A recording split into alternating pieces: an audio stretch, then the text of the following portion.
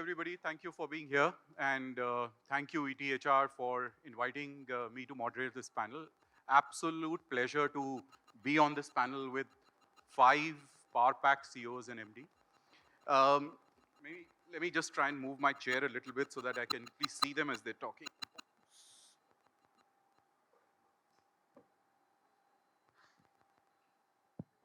Uh, Maybe I'll just add a few words of introduction just for all of you to get a flavor of, who on the panel, what's the kind of background that they come from. Starting with Dr. Shingle. I know he doesn't need any introduction in the room. As Chairman and Managing Director of BHEL, one of the best known government-owned PSUs in the country. Veteran in his area, comes from a IIT Delhi, I'm Lucknow background, but then worked across many government-owned entities, IRCTC, Container Corporation of India, Central Electronics Limited, before joining BHEL and taking over as the Chairman and Managing Director. BHEL, as I'm sure all of you would know, is one of the leading engineering and manufacturing organizations. Operates across design, development, manufacturing, commissioning, range of products. I mean, when I try and get a sense of range of products of BHEL, I get amazed, from power systems to turbines to electric locomotives to transmission system. It's a phenomenal organization. I don't know if all of you fully know about the bandwidth. Thank you for being here, sir, and thank you for agreeing to be the chairperson for the panel. Then we've got Mr. Gurjot Bhatia, veteran in the real estate services sector. He's the Managing Director projects for CBRE in India. As I'm sure most of you would know, one of the top real estate services organizations. Not only in India, it's a global major. It's one of the largest, if not the largest, globally in this area. Among Fortune 200 organization. Again, veteran with CBRE. Gurjot, what, 22, 23 years with CBRE? 22. Awesome. Thank you for being here. Then we've got Mr. Bali, or Dr. Bali, I should say. Again, 40 odd years of experience in the industry, worked with multiple corporates, but I realized 22, 23 years was with the Videocron group, was heading multiple businesses for them, both in India and overseas. With the last stint was with Videocon telecom side of the business, as the CEO and the head. A person with huge passion for skilling is somebody I connect brilliantly on skilling as a topic, and I'm so glad he's here. He's currently the CEO of the Telecom Sector Skill Council, which, as you would know, is the apex body for Sector Skill Council for driving skilling in the telecom sector. Thank you, sir, for being here.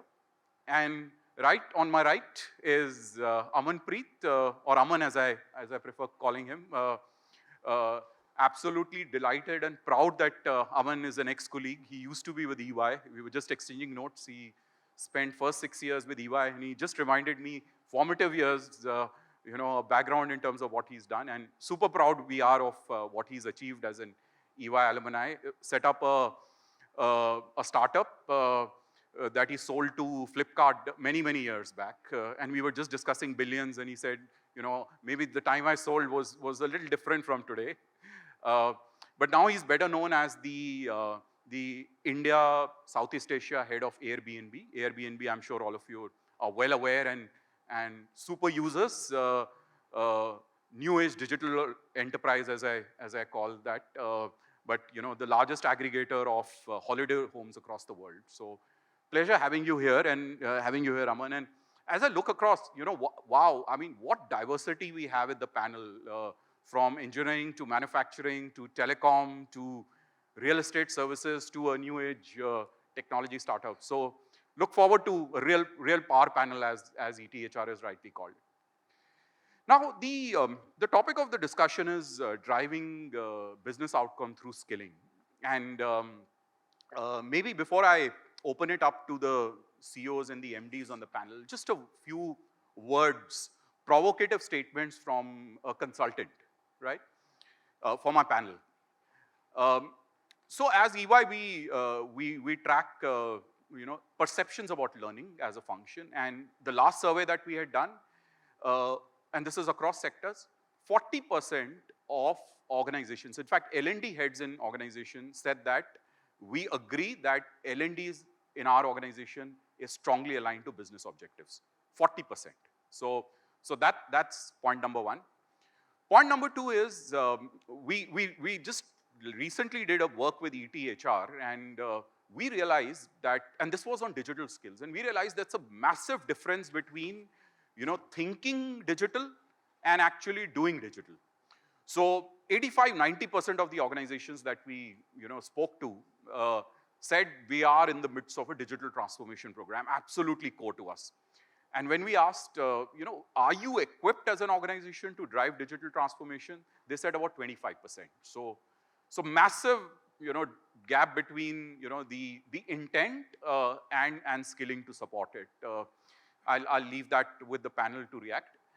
And if I were to add one more, is in terms of, the topic which is linking business or learning or skilling to business outcomes. I mean, I don't have data for India, but if I look at it globally, every country, there is today a metric on saying how much of value loss, $1 billion of value loss you're having because of underskilled or lack of skill. So just to give you a sense of UK government, so we did this work for UK government, we realized that just when it comes to digital skills, there are about 10,000 vacancies that they're not able to fill. And this was last year, 2021, every month, okay? And if I was to just convert that into value loss, it is $6 billion of GDP impact that UK government sees.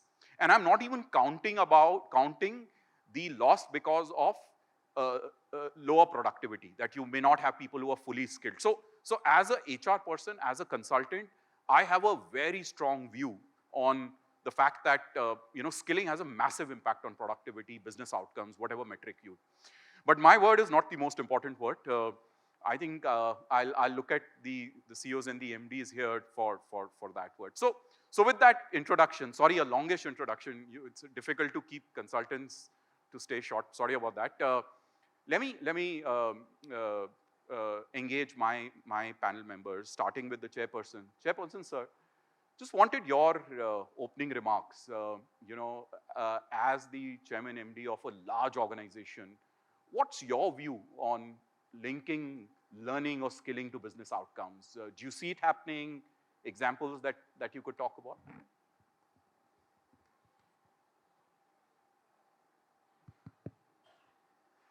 Thanks, Anurag. Yeah. So let me put a small perspective to this. If you look at BHEL, as you've already talked about the span that we are doing. So we are doing right from concept to delivery. The complete engineering, then the manufacturing, erection, construction, commissioning, maintenance, the entire gamut for industries like thermal power plants, gas, nuclear, hydro, the aerospace, defense, railways. And we are working in an environment which is rapidly changing. So if you look at first the basic matrix, then the third dimension, which is the change which is happening over this period.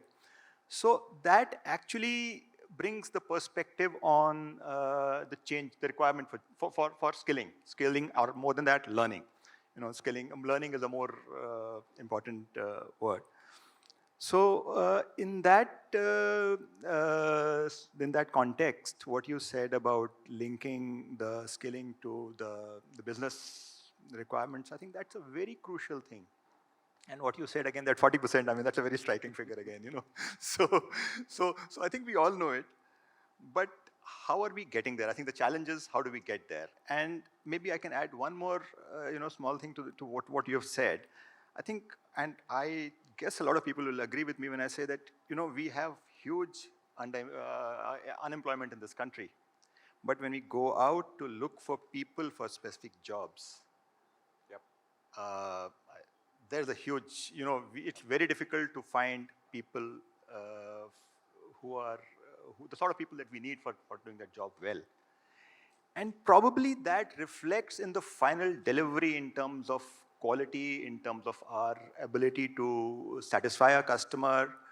So in that context, I think nobody can say skilling, learning is not important. I think it's the most important thing because people are what makes an organization tick. People are what will make it deliver. And yes, there's a huge gap and a lot of work to be done. I think let me put it that way. Got that, sir. Very clear. Gurjot, same question to you. Just wanted to hear from the perspective of an MD. Aligning learning, driving learning or skilling to business outcomes. How do you do it? And can you share evidences from your company or from your sector? Yeah, thanks, Anurag. So before I go there to respond to your specific question, I just want to put it in context, and so I represent a company which is in the services business, right? So we don't make any products. We don't have any machines that we sell to customers. So our people are our products. So you can, whatever I'm going to say, I'll say it in context of real estate, but you can obviously extrapolate that to any service industry. So, so people is at the core of any service, right? So before I go to skilling and this importance and why it is important for growth and for the future of an organization, I'll just say two words. So why does an organization exist? Any organization is trying to solve a problem, right? Airbnb came, they've solved a problem, and they saw an opportunity and they solved a problem, right? And they're growing. And you need solutions to solve those problems, right? What does growth mean? We talk about growth. In my mind, growth has to be three-pronged, otherwise it is incomplete. Growth has to be for the people who are in a company. Growth has to be for the company itself as a whole, and whether you count in terms of revenue, count in terms of number of customers, or whatever is the way you count it. And the third is the growth has to be for the customer who we are servicing. It could be, Airbnb servicing an individual like myself. So what does it do for me? Or you're servicing another organization if it's a B2B business. And growth, so that is why without skilling, there is no growth. So until you skill the manpower who are involved, especially in the service industry, and even if you're selling a product, at the back of it, there is manpower which is contributing to the creation of that product. So that is why, and they're synergetic. You cannot detach one from the other. And especially in today's times where I believe, there are generational gaps in the requirement and the demands of the industry. And the generation gap is no longer runs into years, it runs into months. Every month technology, every few months, every few years, technology changes and throws new curved balls at the solution providers, organizations, individuals who run those organizations. So that is why skilling, constant skilling, keeping an eye on the future as to what the future will bring is important. And very quickly, I'll say to your specific point about learning and development, and I'm sure we'll talk, so I'll keep it brief for now, is that learning and development, I think, is the secret sauce to achieve skilling in an organization. And why skilling is important, I won't take more time. I'm sure we'll discuss more of that. But you cannot take that away. The only thing I'll say before I leave the mic for now is it's important for people like us and the people in the room to make sure that the learning and development strategies, products, whatever avenues you have, how closely are they connected to the overall goal of the organization from a business perspective, and what are you trying to achieve in terms of skill development or skilling your organization through those avenues of learning and development. So more to come. Thanks, Gurjot. So skilling is core to driving growth, and your point about it needing to be interconnected, I think, well, very, very well taken. Thanks for those points. Bali sir, coming to you. So I realize you've been on both sides of the table, so to say. You've been driving organizational outcomes as a business head, and today you're trying to enable the ecosystem, through skilling. Just wanted some opening views, Bali sir, on India, how well is this ecosystem working on skilling when it comes to organizations, internal skilling versus the larger ecosystem from a sector skill councils and other point of view? And where do you see opportunities for improvement? I think since 2014, a lot of effort has gone into the skill ecosystem. We have got a full-fledged Ministry of Skill and Entrepreneurship. We have got NCVT, who is the regulator of entire education and skilling. Then we have got NSDC, 37 skill councils. And in last 8 years, a lot of infrastructure, a lot of work has been developed. We have got in this country almost 14,000 ITIs. We have got something like 2,500 diploma courses and a lot of engineering colleges. The only gap which we were seeing was, and which has also been covered in the new education policy. Skilling has been made part of the education. But somewhere down the line, it was thought that, if you are not good in studies, then I think you go into some work where, you use your hand and those kind of skills. From there, government also realized that I think we have to do a lot of work around that.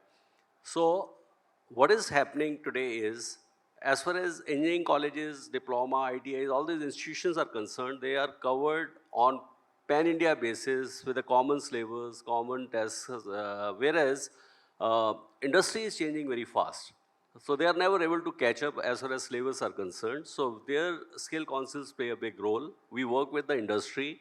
We understand from the industry what is the requirement they have got. Based on that, we make qualification packs. Like for example, we already have qualification packs on drone, machine learning, on latest technologies, whatsoever is coming, we have got qualification packs. So the three things which, in my opinion, when you talked specifically about India, the three things on which we are actually working, and we have to really work a lot on that. One is make skill aspirational. Like it is not considered as an aspirational area.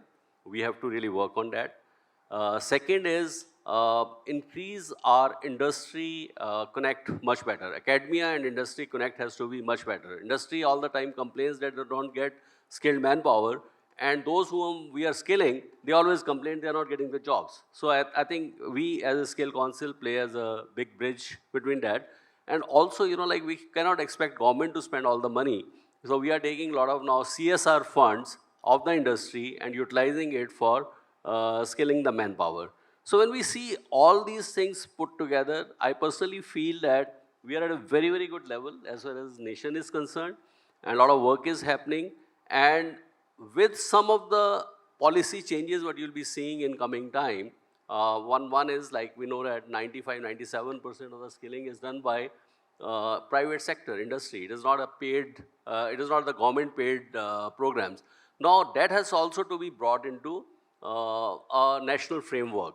So government is coming out with a national credit framework whereby whatsoever trainings are being given within the industry, that will also be NSQF aligned. There will be grades for that. And supposing if somebody is just 12th pass and for 10 years he has been working in the industry, he'll be given some credits, and then he can become a degree holder, or if he's a B, then he can become masters and doctorate like that. Yep. So a lot of work is happening, and it is an interesting area. Fair enough, fair enough. Thanks for that macro picture, Bali sir. I'll come back to you on the interplay between yourself and the sector skill councils and where's the value that the industry sees.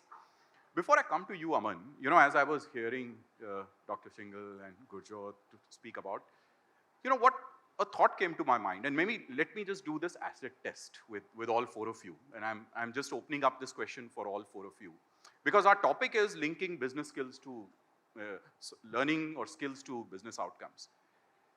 Tell me, do you genuinely feel, or do you feel that there will be an impact on performance of employees if tomorrow we were to shut down the learning function in your organization? Is there a strong correlation that you believe that exists? I'm just opening up to all four of you. If any of you would like to answer. I'd say certainly yes. There would certainly be an impact. There's no doubt about that. How would you quantify? How would you look at that impact? Because maybe that's the best indicator of how aligned skilling is to business outcomes. So the impact would start showing in the quality of your output. Okay? Okay, fair enough. Because skilling, as I said in the beginning, skilling and learning is a part of the final delivery. If you're looking at quality of delivery, whether it's a product or a service, or just somebody's interacting with a customer, unless he's been properly, that learning has happened, that skilling has happened, it's going to be chaos. Okay, I got my answer. Gurjot got very angry with the question, so Gurjot, your thoughts? I'll take the next half an hour now. But I'll tell you why. No, I won't take half an hour. I think, Anurag, it's much more, so on one side is the organization, and as Mr. Singhal said, absolutely rightly that quality will suffer. But at the other end, that's what we're seeing in the service industry. In the industry that I work in, we have people like myself, old, been there for a long time. But 70% of the people in my team, I have a team of 2,000 people, are in their 30s and early 40s. They have aspirations. The biggest challenge that we as an organization face today, not just our company, across the industry, is to retain people, keep them excited, keep them hinged to the organization. I personally believe, and we have made moves in the company, to use learning and development as the topmost activity to keep the employees hinged to the company, engaged with the company. Because what we're doing with that, you're making the person, not the company, not the bunch of people, but that person feel important. That you want them to stay around, you want them to grow, you want them to skill themselves. That is most important. So in my mind, besides, I'm sure there are many other things why learning and development is important. But in my mind, this is a fantastic tool to make sure that employees of a company feel that this is the place to be, I have room for growth, the company wants me to learn more and hence grow more. So there is headroom for me to reach whatever heights I want to reach in. And I'll just very quickly also add, the service that my group provides to customers is a very technical service. You know what is the most favorite learning and development topic for my colleagues in my team? Is when we teach them the soft skills. All the people in my team are engineers, architects, electrical, mechanical, structural, all so on and so forth. But we run so they possess those skills even before they come to the company, right?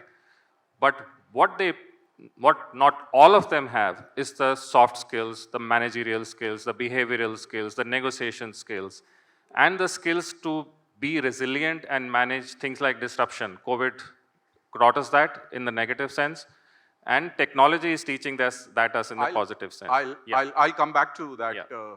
Gurjot, but point very well made, very well made, and I'm glad about what I heard both from you, Dr. Singhal, and Gurjot. Okay, let's change context a little bit and maybe get Aman in now. When I think Airbnb, I'm sure like most of you, I think future of work, new age digital enterprise. By the way, I also think about what your ex-CEO Brian Chesky said that, and correct me if I'm getting my lines wrong, that office is a thing of the past, and it's no different. He said that post-COVID, that office is a thing of the past, and it's no different from anything we used to hold on to in the 90s and the 2000s. And the world has changed, and we need to equip ourselves.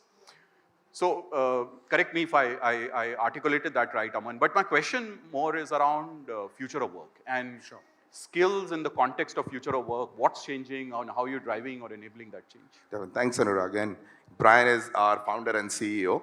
And yes, he did say that, the office of the way we know about it is definitely going to change. And I'll kind of build on this as we kind of talk about future of work. I think we all have been discussing this term, future of work, for some time now. And there was a skill gap that kind of existed, primarily as we prepared for this future around, the changing technology landscape, different ways of working, and new jobs and new occupations coming up. And so there was definitely, a talk about that skill gap that we kind of talked about, but something changed in the last 2.5 years.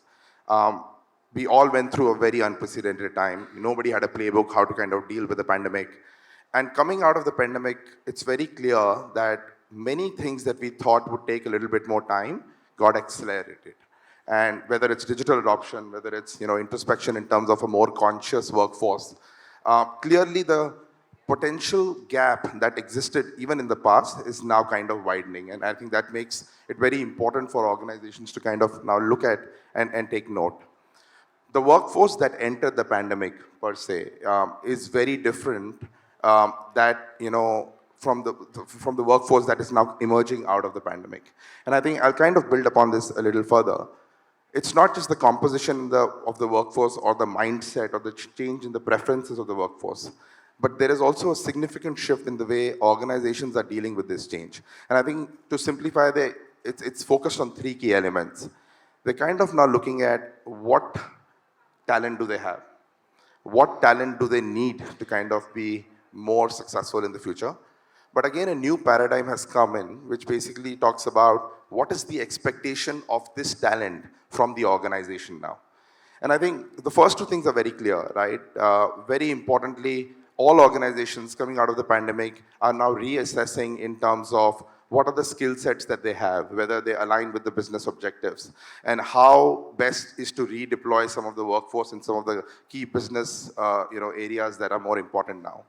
And I think the second point around an assessment of the talents that they need to reach where they want to go is also very important.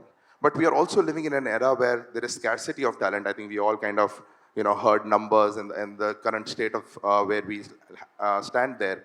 There is scarcity of talent. There is also growing cost of hiring new talent. And so the investments that organizations are making in existing talent is going to be very crucial going forward. And I think this is where the whole concept of skilling, upskilling, redeployment takes a lot of prominence now. And I think the third thing that I kind of talked about is the expectation of talent coming into this new space. I think more than ever, the employees today want a different sense of purpose. Topics like diversity, equity, inclusion have taken more prominence. In fact, these are now table stakes for organizations to be able to kind of provide. And if organizations are not able to kind of focus on this, the sense of belonging, employee experience, etc., then there could be dire consequences going forward. In fact, I would see that we should see this as an opportunity for organizations to make this more like a competitive advantage for themselves. And in this whole backdrop, I took some time to kind of define what the future of work looks like. We're definitely seeing the need for new skills emerge. Whether it is the ability to perform in a very highly digital environment, right? Whether it's with partners, whether it's internal processes, etc., the ability to adapt to digital technologies is going to be extremely important. But what is also becoming more important, and kind of Gurjot touched upon, is the importance of cognitive skills. The ability to respond to changes in design, redesigning, or innovation that is required to respond to the changes that we have seen and what we would see also going forward. And then obviously, the new environment also presents social and emotional challenges. A lot of us kind of managed our teams in a remote manner. And so the ability to kind of connect with people and have high impactful teams in a remote environment goes down to, again, focusing on social and emotional skills.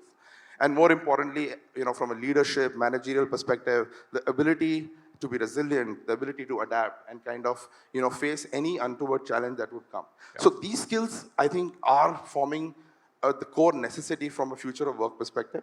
And I think one key word that I would now, kind of to sum it up, would say is that flexibility is the future.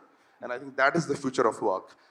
Employees are seeking more flexibility, and employers are also now seeking more flexibility to kind of redeploy and kind of look at where to kind of look people. We saw the lines between travel, living, and working are now blurring. More people do not want to be tethered to one location. And as this phenomena increases, the ability for organizations to attract talent from far-flung places is going to also increase. So this also presents a key opportunity. And I think as a company, Airbnb decided to go remote. We announced what we call as a live anywhere, work anywhere policy. Yep. And we've seen some amazing results that have come out of it. Ever since we announced that, yep, more than 100,000 people within a month, only from India, visited our careers page. I think that's a sign. People want more flexibility. It's a very want differential more purpose in terms of what they do. Yeah. And I think to your question in terms of productivity and linkage to skilling and learning and development, retention is an important element. And today's, there is a demographic shift that is happening in the workforce. There are more millennials, there are more Gen Z that are going to be part of the future workforce, and they are looking at authentic experiences. They are looking at purposeful outcomes from the organizations that they represent. So I think future of work is very much linked in terms of, how we kind of now skill, upskill, and take it from there. Very comprehensive, Aman. Very comprehensive. And I was glad to hear a lot of what you said. I mean, because criticality of future skills, the impact that hybrid is having on skills. I think you made some great points. And maybe, Dr. Shingal, I wanted to, just pick up your thoughts on it around purpose, employees looking for purpose going forward. I've consistently heard from all of you around, the need for speed and criticality of skilling on a month-on-month basis. I was just wondering, Dr. Shingal, given the size of the organization that you run, number of locations, you spoke about the number of products. As a head of the business, as the CEO and MD, chairman and MD, how do you set up or drive what we call, if I was to use one word, a learning culture in the organization? How do you ensure that there is greater accountability for skilling that's there in employees? Any thoughts, any guidance on that? So at a conventional sort of a level, you are actually looking at that becoming a part of your scorecard evaluation. I mean, that's one part of it. Yep. But I think the more important thing is the constant mental challenge has to be there, questioning in terms of what are your boundaries? What are your typical, mindsets when you come up with some plan or some solution? Have you explored what are the boundaries within which you have worked? And do those boundaries really exist? Or they are just mental boundaries that you put there? Okay. So if you can encourage people to challenge their own mental boundaries, I think that's the most important thing to do. Push people, encourage them to challenge their mental boundaries. At any create the need for opportunity, skilling people with have to be challenged and No, the learning and development comes from that. Well said, well said. Gurjot, back to you. Wanted your quick reactions since we are running out of time. I was intrigued by, one of the statements that you made earlier around criticality of skilling context of disruptions. So digital innovation. Just wanted your quick thoughts. And how do you, as an MD, use skilling as an enabler in, as organizations goes through these disruptions? Sure. So I'll, address this in 2-3 broad points. One is, and when you talk of digital and transformation, it can cut many ways. But imagine a teller in a bank. That role is becoming redundant more and more. Nobody goes to the bank now to withdraw money or deposit money. You go to an ATM or you just transfer money online. So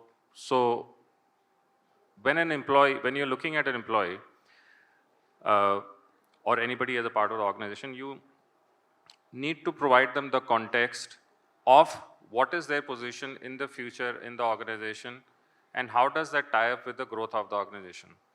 As a team leader, whether you're a CEO or an MD, the privilege that we have is that we see the business from a 30,000 feet level. So we have the ability to see, and the privilege rather I would say, to see where are the gaps, where are the challenges, where are the connections or the breakage in connections and so on and so forth. We have the ability to see into the future because we're talking to the customers. We know the vision, mission of the organization. Important is how do we drive that down through the subject of skilling to the basic subset of learning and development. Yeah. Number one. Number two is very important is setting the context. What we have started to do for the last 2-3 years, and we also, and I will admit and say, would look at the standard learning and development. Okay, these are the 5 sets of courses that we can sponsor people to, our employees to. LinkedIn courses you can do. We'll bring in some academicians who can teach you, guide you. You want to go for a specialized skill course? Fine. Now, I earlier spoke about soft skills. And also, you look at, in the space that we operate, you look at technical skills like we have, data centers is a space which is now coming up. There's been huge amount of growth despite COVID in the data center space. You need a different skill set to deliver data center type projects. the government has made huge investments in infrastructure around warehousing, you know. So you need a different skill set to deliver warehousing type of work, whichever side of the industry you're in. So as a team leader, most important is get in touch with the employees every 3 months, every 6 months. Tell them that the reason why we are asking you to go through this learning and development course is because of this. Because of this, you will be able to contribute in this way to the organization, and hence we will be able to contribute this way to the customer, and et cetera, et cetera, et cetera. Once you provide the context, we have seen the adoption of those learning and development Adoption, and ownership, the employee yeah. interest Goes and back commitment dramatically. Yeah. towards those courses has increased phenomenally. Understood. Very clear. Dr. Bali, just a final question for you. I see your... Anurag, I'm sorry, we almost time, sorry to interject you, but this will be the last, and then we'll have 2 questions also. Sure, absolutely. Thank you so much. We'll close. Dr. Bali, there are, I'm sure, a lot of learning professionals in the room. There'd be a lot of training partners, new age training organization. As a veteran from the industry, you both worked as a CEO, now you're working as a CEO of Sector Council. What's your guidance? As a CEO, what does a CEO most importantly look for in a successful L&D function? And similarly, ask or expectation from a learning or a training organization. Any quick words of guidance for the audience? Yeah, as far as something, youth today is very different. Like for example, 30 years back or 25 years back, organization used to decide. Now I think it is the best to leave it on the youngsters to decide what they want to do, what is best for them. So normally, I did it in my previous organizations, and now also I follow that practice. We make it like a compulsive learning, but at the same time, they themselves choose what is the best for them. Now coming to how it is compared to the international practice, I think it is quite in line with the international practice, because internationally, this is the culture which is followed. You don't force anything. You don't just push them into a classroom and say that you learn this. I think let them decide what they want to learn, and then accordingly, they will do it. So while on the subject, I think I'll just take 1 more minute. There is a lot of work happening around skilling and training. One of the reasons, we are participating in a big way in this HR conferences. Government is spending a lot of money on skilling. A lot of CSR funds are being spent on the skilling. But, connection with the industry is very, very poor. So HR professionals, they are not able to utilize all this talent. So we have set up ourselves as a placement and staffing vertical. We are trying to reach out to most of the HR professionals. And I think the day we, for example, if HR professionals gives their mandate that this is a requirement they have got, I think we can very quickly skill the youth. And fresh requirements can be met very well. And as far as prior learnings or upskilling and reskilling, that can also be very well done by Skill Council, because government has set up a very good system and process in place. Fair. Thank you. Thanks, Dr. Wali. Just opening it up for the audience. I know we are out of time. Just maybe we'll be able to pick a couple of questions. My request would be for you to keep it short. Don't take time introducing yourself. If you want to do that, you can do it during the lunch break. But just a couple of questions, and also let us know who is your question directed to. Anurag, we have just time for 2 questions. Sure. Yeah. Sure. Okay, my question is to Mr. Singhal. Sir, I'm Radhika, and I had this great fortune of starting my career with Bharat Heavy Electricals Limited, and I spent a decade in BHEL. I belong to Gen X generation, so still my team was asking me today, why did you leave BHEL, right? And I'm sorry to say I had to tell them that BHEL was not able to match up to my speed, my ambition, my career growth. And now this era belongs to Gen Z and millennials and everybody. I want to understand from you, like Aman was also mentioning, we have to actually see what the talent wants from the organizations, right? And how do we really retain them? So what special BHEL is doing now, and especially with all the Navratna and the big PSUs, learning is huge there, but how do we really retain employees? Because the career growth, I'm sure, is a little slow, sir. Thanks, Radhika. I think, just before this session, I was just making a comment that in any gathering you go to, you'll certainly find at least one person who will come to you who has done his or her training at BHEL, or, worked the first job, or who has a family who's related to BHEL. Across So that's the sort of generations. organization that BHEL is. Yes, I agree with you that the organization which it started, and it did slow down, which may be the way with all large organizations, but I think that need to change is very clear to all of us. And the other aspect, which is a hierarchy-driven organization, we need to change that. So the effort which we are trying to do is to reach out to the people, the younger people, to give solutions to the problems. Somebody who's at the end of the career typically is more sort of, risk adverse. But you can't succeed in that sort of environment. So the effort really is to see for the specific problems or issues that we face or challenges we face or new opening up sectors, how we can put together small groups of younger people with one senior person mentoring them to come to solutions. So I think that's the way, that's what that effort which is on. Thank you. Last question.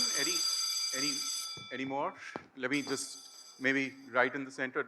Let's go to the lady there. Go ahead. We'll be able to hear you. So, my question is very important. And you mentioned about creating a learning culture in the organization. And I personally feel that unless the culture doesn't support a specific agenda of the organization, no initiative can be successful. So, although we are saying we have so much technology, AI, gamification, everything for the learning and development support in the organization, but are we successfully creating a mindset that gives a freedom and space to employees to use those opportunities for their learning? Aman? Are we doing that? Because I feel we have everything, but we don't let people to set their work aside, take their time during their work hours and learn. Because everything boils down to the weekends. Yep. So, are we creating any such culture? If yes, then what are the initiatives? I think I can just quickly comment and maybe touch upon what I shared earlier. So Airbnb, typically and firmly believes to keep the employee in the center, right? And work around the needs of the employees. And I think the recent push towards a more flexible environment for people to work, and I think, what we announced as live anywhere and work anywhere is kind of a testament to that particular play, where we are, acknowledging that the need of the hour is flexibility. The need of the hour is for people to embrace, a learning outcome that kind of supports their future growth. And I think this flexibility for them to kind of work from any office or from their home, or even, travel to any place in the country and work from there, or even internationally for a limited period of time, I think that kind of pushes people to kind of balance their needs in terms of, what they want to learn, what they want to skill themselves with. And that's where even company, kind of creates a program around a very active mentor-mentee program where the needs of an employee are kind of understood.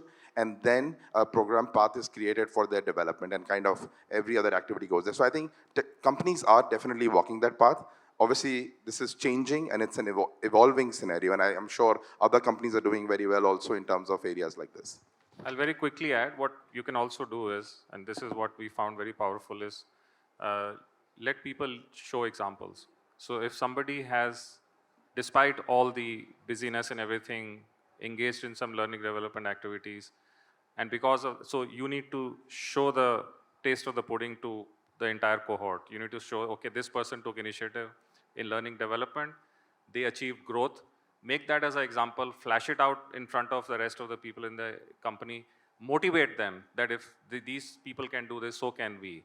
And let them talk to those people, how did you find time to do this? So we found that very powerful, that when they see their peers and people, it's very easy for somebody to give a theoretical piece of advice. But when they see people doing it in person, in practice from amongst them, there is nothing more powerful than that. Okay, thank you very much. Thank you, Chairperson sir, for being here, Dr. Bali, Gurjot, Aman. For me, it was just a validation of a lot of thoughts I had, and I'm delighted that the words of validation came from the industry leaders. Criticality of skill, it being core, it's something that you need to focus on month. And I think what I really loved about the conversation was the need to provide the context, the purpose, bring it to the table of the employee and let them take ownership for driving outcomes. Fantastic conversation. Thank you everybody, and thanks the audience for being such a wonderful and patient audience.